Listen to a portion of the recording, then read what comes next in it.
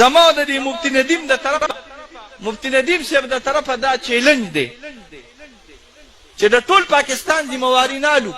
څه چې نور څوک کوي دی خو بس په صوبه سرحد کې دی وابي او بریلي الحمدلله موږ دواړو تر مخکې شي دا هغوی د مناظرې چیلنج قبول دی خو په دارالعلوم حقانیه اکوړه خټک کې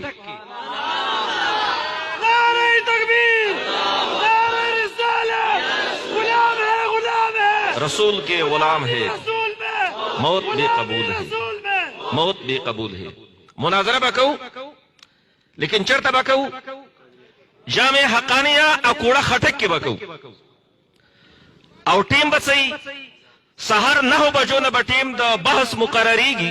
200 بجو پوری بجاری گی روزانہ چکلا اغیخ پلا پلو منلا یو سا دلائل ختم شو بے با مناظرہ ختمی گی او دا غیر پر ضروری دی چی دا جامع حقانی اکوڑی خٹک چکم ذمہ دار دا دیوبند اکابیر علماء دی مشران دی